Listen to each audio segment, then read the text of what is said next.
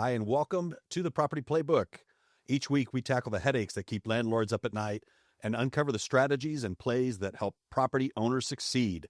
We bring the subject matter experts to you for quick, information-packed episodes. I'm your host, Peter Carlseen, California broker with Praecelsus Property Management here in San Diego, California, helping clients since 2004. Today, I am joined with my favorite plumber, Paul Ramirez from Speedi Rooter. Thank you for being here, Paul. You're welcome. Thank you, Peter, for allowing us to be on. Awesome. So what got you into plumbing? Got me into plumbing was like the money and like the versatility of being in different places throughout the day. Awesome. I love it. Now you've worked with, you've been in restaurants, you've been in homes, you've been kind of all over the place doing a lot of different types of jobs. I don't know. Yeah, the funny thing is growing up in the restaurant business, I basically know the whole layout of a restaurant. So when I go into a restaurant and they tell me this is plugged up, I ask them about, okay, how's your grease trap? How's your other drains? How's your toilets? And so forth. So I know the layout already. So I already go in heads up knowing what's going on. That's Awesome. the nice thing about being in the restaurant business. Nice. And so you've done a lot of work with my team over the last 5-6 years. Yes. With a lot of plumbing stuff, a lot of water heaters, pressure regulators, pretty much anything. One of the things I would like to make sure that our listeners know is the value of preventative maintenance. When we talk about preventative maintenance from a plumbing point of view, what's the first things that come to mind? Water heaters. Water heaters, fill valves, flappers are essential preventative maintenance. Also, pressure regulators. Pressure regulators is a device that drops your pressure down into your house from whatever's coming into from the street. So if you're not up to date on those and you're not really checking your pressure, your PSI, something will happen on the inside because of that. So pressure coming in from the street, from the main lines, usually that's, I'm assuming, like 100, 150 PSI is not uncommon to see. It's not uncommon, but depending on where you live, some of them are already regulated by the water districts at 60, 65. Some of them in certain areas of Chula Vista, for that sake, is 120, 150. So you constantly have to check your PRV valve. And what's the ideal pressure inside a property? 65. 65. Yeah, maximum 80. Maximum. Okay. So what happens to the internal plumbing if the pressure's too high? It takes a wear and tear on all the fittings because a lot of the fittings aren't made to take anything above 80 PSI. They say it will last, but it'll last for a little while. But for the most part, you gotta really watch them and check them, especially if it's high. Okay. Rubber seals, flappers, fill valves, anything that pertains to plastic inserts on toilets, even your water heaters. Your water heater is only meant to take up to 300 PSI, but at that point, it's too much. So your TMP valve will go off at 150, so maximum should be 150.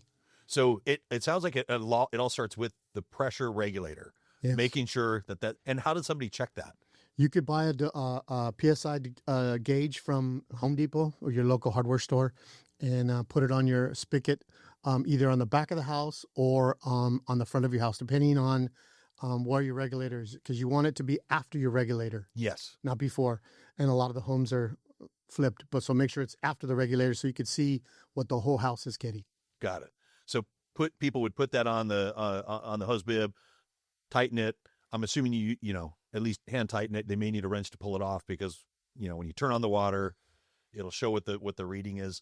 I always tell people when they put it on, if they hand tighten it, turn on the hose spigot and then see with it, take a picture of it, and then go turn on a faucet. If you turn on the faucet and it drops more than 7 PSI, your regulator's not doing its job. It's not regulating. It's not regulating. Okay.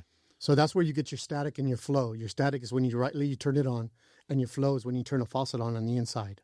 Okay. So you want to see what that constantly is, because if it doesn't stay at 65 the whole time, then your regulator's not doing its job. It's failing. So if somebody is, I've been in houses where I specifically remember as a kid growing up, you go in to take a hot shower and somebody flushes a toilet in another bathroom and it turns ice cold, or vice versa. It only goes, you know, super, super hot.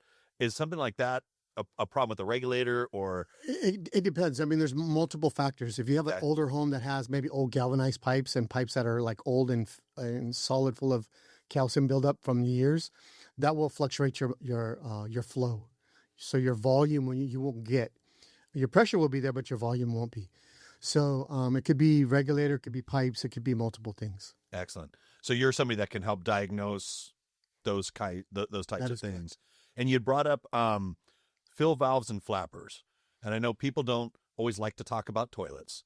What are some of the dangers if a fill valve or a flapper and I'll give you a prime example, Peter. please, yeah. There's a toilet on the second floor. Somebody used it, and the flapper didn't close all the way, and the fill valve didn't shut off.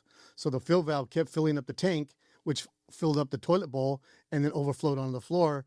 Multiple thousands of dollars worth of damage, not only to your upstairs floor, but you're also downstairs because of your ceiling and all your items that are down below that. And it could be even on a condo. If you have a condo upstairs and it does that to downstairs, now you're responsible for both. Now you got 2 units that you're dealing with, maybe 2 different insurance claims. So constantly check those. And is that if it's coming from backing up from the toilet bowl, is that a bigger deal than if it were to just be regular clean water? Or it's a bigger deal because now you're dealing with the feces and you're dealing with poop. Yep. The nice way of saying it. So yeah, you really have to be conscious of what your parts are like and what condition they are. Excellent. So the fill valve is there it should be shutting off when the level of water in the tank reaches a certain amount. Height. Yeah. And the flapper's there so that when it's done flushing, it seals. Yes. So the water can fill back up into the tank, which will then turn off. If neither one of them are doing their jobs and say that just the toilet backs up, then you got water to go somewhere. Okay. It's usually up and over onto the floor. And it's up and over. Now, if the water doesn't back up through the toilet, but just kind of runs through, it's running from the tank to the bowl, down to the sewer line. Then you got $1,000, $2,000 water bill. That, for example, really it's expensive. Really expensive. And how much is a flapper fill valve? It depends. Depends on what kind of toilet you have. If you have like a Kohler's a little bit more expensive, depending on if you have an auto shut off or if you have a standard fill valve, 400A. They're pretty basic. You can probably buy them both at Home Depot or any of your hardware store, about $25, $30. So $25-$30. Yeah. Instead of thousands of dollars in a water bill. Yes, that is correct. Okay. So it seems like that's kind of a no-brainer. Make sure those are, how does somebody know if those are not working right? Flush your toilet. And if it doesn't seal, if it constantly runs, if you flush your toilet and the toilet still has water trickling around in the bowl, that means your flapper's not sealing correctly. If the water's still filling up and it's going down your fill tube in your flush valve, then your fill valve is not shutting off in the right amount. So you want to make sure you check them both. Pull them up by hand to see if it shuts off. If it doesn't shut off, replace it. If your flapper is not sitting level on the flapper flush valve, and it may have a warp in it, a lot of times what I'll do is I'll pick it up and I'll run my finger around it. If it's slimy or soft, replace it. Got it. And those usually maybe every couple of years replace those? Or? Anywhere from 2 to 3 to 4 or 5 years, depending on how much you use it. Got it. And if they're one of the other main preventive maintenance things is the supply lines and angle stops. Yes, sir. So it's real simple. What's an angle stop? An angle stop is you have a hot and cold shut off underneath the faucet. When they don't shut off, say for example, you need to replace the faucet. Yes. You need to be able to shut those off versus the whole house or the whole building. So if those don't shut off, then you have issues. Then you got to do a big ordeal to shut the water down. But those regulate water into your faucets. Toilet has its one. Faucets have a hot and cold. Every once in a while, I would say probably like every 6 months, open them up and close them, open them up and close them, open them up and close them about 3 times. And what that does is that breaks up any of the calcium or hard water deposits that are in the valve itself and keeps it moving. It's kind of like our joints. We got to keep our joints moving. We got to do the same thing with them. Same thing. And the supply lines, you should always change out anywhere from as much as a flapper. So anywhere from 2 to 3 to 5 years. Excellent. The supply lines they're not made to last very long. And I've seen plastic ones. I've seen steel braided supply lines. Is there a type that's best? What we use, and we've been using it for a while, is the metal braided ones. Metal braided. Plastic ones are not so good. Okay. So those are kind of some of the main preventative maintenance things. And this can be done with, if you have a rental property, it can be done at turnover. It can be done, sometimes those things come up in the middle of tenancies that can be taken care of. Usually a lot of times what I tell property managers, and I think I've mentioned it to you a couple of times, is that when people move out, when you get your turnovers, have either a plumbing inspector or a plumbing person go in and check all the angle stops, the supply lines. At least it's noted before they move in. Sometimes things tend to break along the way, and it's out of our control. Sure. So we have to, and this is a recommendation for property management, is always check your stuff. Don't just assume everything is good, because the outside is like our body. If our outside looks good, our inside is just horrible, it'll notice after a while. Same with the plumbing. So just check all your plumbing before. Drains too. Drains are always an issue. Making sure your showers, your bathtubs, your sinks, your kitchen lines are clear. Your main line has been serviced. You brought up the concept of mineral deposits in the water lines. Is there anything that you recommend to help minimize the calcium, all the stuff that kind of builds up in the water supply lines? I am an advocate. And everybody has their own water filtration system, and it's a conditioning system. As a Halo 5. A Halo 5 takes out all the minerals, and there's many other ones that are out there that will help you reduce that on your fixtures and also throughout your house. I have had Halo 5 in my house for the last 2 years, and I have not changed out any of my filters in my refrigerators. I drink the water out of the tap. It tastes good. There's nothing wrong with the water going forward. So it's really up to you on what you'd like to get. But I always recommend those because we do have hard water here in San Diego, and Chula Vista especially. Yeah. Really, really calcified hard water. So that will really help not only on your fixtures, but also on your drains. A lot of times on your pinhole leaks, which is another issue that we want to talk about. Those are good things to have. It's a good segue. Let's talk about the pinhole leaks, because I know there's a lot of, you see my own house dealing with pinhole leaks of various types with the Uponor pipes, but I see it a lot even with copper. There's the misconception of, I've got copper piping, it'll be good forever. Number one, not all copper piping is the same. Right. And number two, the minerals can really affect how that copper wears. Talk to me a little bit about the different types. So the difference between the three types is type M, which is the thinner walled. Type L is a medium, it's just a little thicker. And type K is the thicker. Usually on homes nowadays, everybody's using type L. Type M is usually only used for like T&P valves that come off the water heater, for drip lines, nothing really major to hold pressure in houses. What we're seeing right now is a lot of type M that was built in homes, put in homes a while back. And a lot of them are creating pinhole leaks because of the thin walledness and because of the calcification from the water that sits in specific spots in the piping, whether it's on a 90 pinhole or if it's on a straightaway line. So stay away from type M on any repipes on a home. If you do have that, we always recommend to change out a lot of that type M. So if somebody is looking to get their house repiped and maybe they've got an estimate from a plumber or they're getting one, make sure it specifies on there what type of copper. Don't just say, it's copper, it's good. That is correct. Okay. Is there anything that can be done to help prevent pinhole leaks? I know we talked about the pressure regulator, making sure that that's, got the appropriate pressure in there. Is that really the main thing to help prevent? The majority of the time that we find pinhole leaks is on the hot water side. It's for as long as I've been doing this for many, many years, it's always on hot water. It's always on the hot water side. Cold water, it comes and goes. But for some reason, I believe it's the thermal expansion. Is the pipe expands and closes. And wherever that imperfection is in copper, it's going to pop a pinhole, especially if it has a weakness from all the calcium buildup.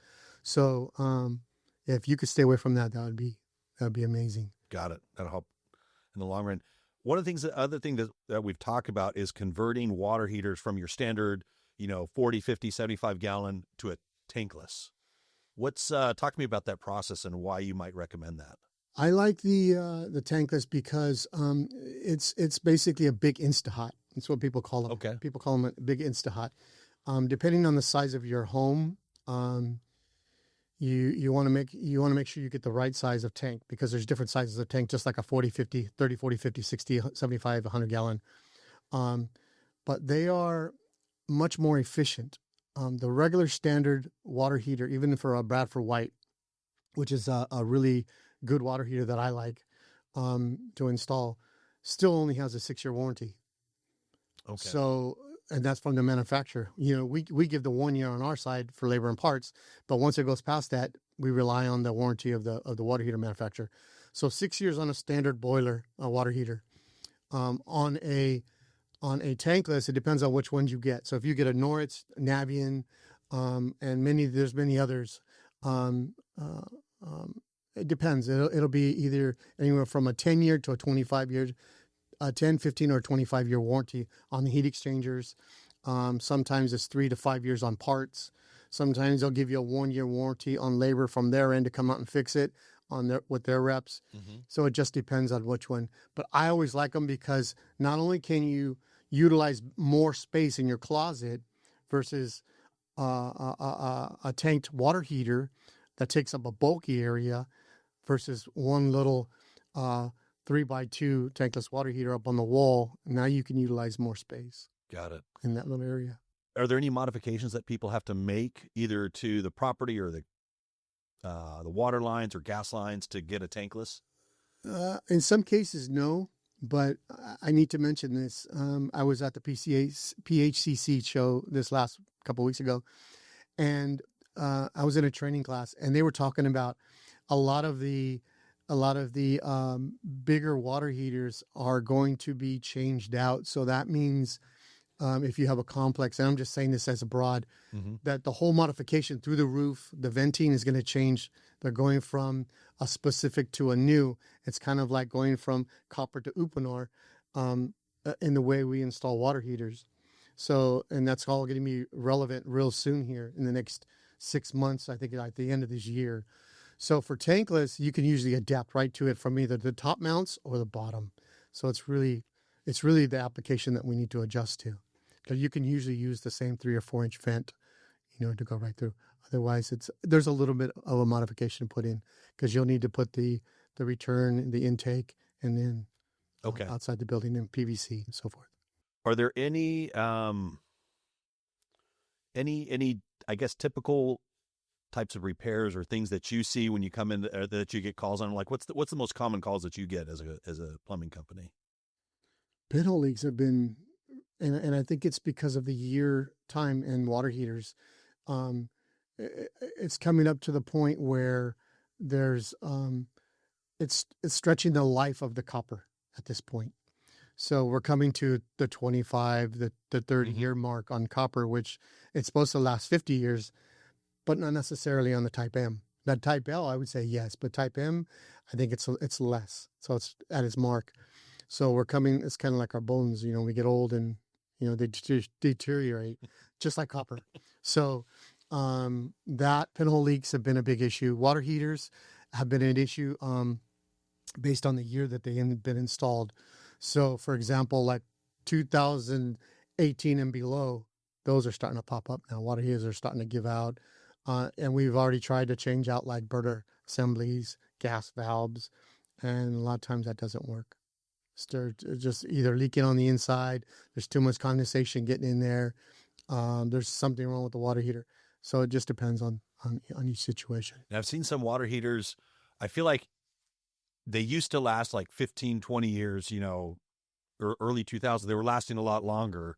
And it seems like I'm seeing now that some that are going out 4, 5, 6 years. Well, I'll tell you why, Peter. Please do. Yeah. A lot of them are specific brands that are made differently, like from Home Depot. I give you that example. They're made differently from that point to a parts house. A lot of them are made with thin metal and steel. So there's 2 different types, and it just depends on where you get them. So we as a plumbing contractor, I only get them from the parts houses. I don't get them from Home Depots or Lowe's or any in that case. You may do as you may, but us as plumbers, when we install a water heater, it's going to be a Bradford White. Right, first get-go is a Bradford White. They're just better made. So the ones that are getting supplied to the parts houses are a better quality than what you're getting. So if someone's pricing out and they're saying, well, I can get one at Home Depot for $200 less, why should I go with that? It's really a lot of times it pertains to their budget. Some people don't have the budget for it, so if they have to do it, they have to do it. Which there's nothing wrong with that. But and this was all explained to me by a rep that told me, like, you just have to be careful where you get them, because you don't know. Yeah. What's inside. Yeah, exactly. Well, I think we've talked about quite a bit here today. We talked about the main preventative maintenance things, the pressure regulators, the supply lines, angle stops, the flappers, the fill valves, making sure we stay away from those, floods, from the high water bills, converting to tankless. Are there any other, I guess, best kept secrets that plumbers have? Like, is there any, any other knowledge that you can instill in us? For all the property management companies, I would say really just double check all your plumbing. Just really go over your plumbing. If you have a maintenance person that you use, have them check everything thoroughly.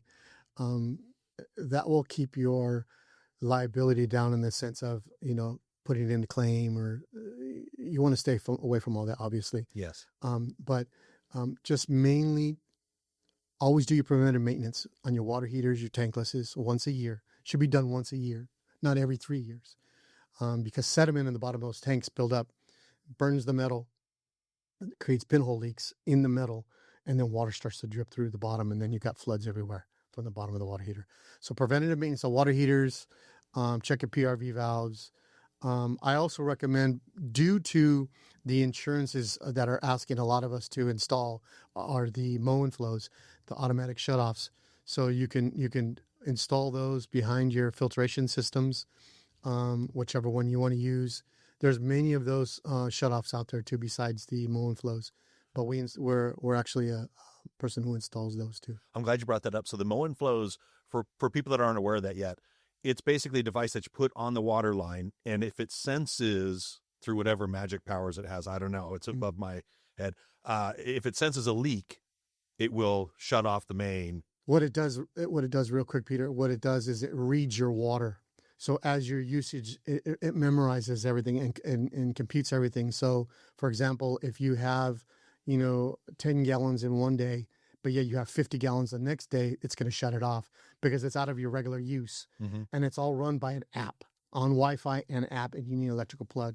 So what that does is that if you don't, you can set it up to where if you don't shut it off within 5 minutes, if you don't respond on your app and shut it off yourself, it'll automatically shut off for you. Got it. And that's there to help make sure that catastrophic floods aren't happening. Correct. That is so correct. If you're out on vacation for a week, you're not coming home to 12 inches of water downstairs and a ruined upstairs. And on top of that, if you do decide to go out of town, I tell everybody this, even homeowners, shut your ball valve off. Turn your water heater to vacation. Turn your ball valve off to your house. That way you have no issues. That way when you come back, you turn your ball valve on, turn your water heater back up to hot, and you're good to go. Easy. Saves you a lot of headaches. Yeah. Keeps money in your pocket. Keeps money in Yes, sir. Very good. Well, hey, I appreciate you being on today, Paul. Thank you. It's been great. Thank you, everybody, for listening. Please make sure you hit like, hit subscribe, shoot us a 5-star review. And if you have any guests that you'd like us to have on, let us know. We'd love to get more guests on here. Peter Carlseen again with the Property Playbook. Thank you for listening.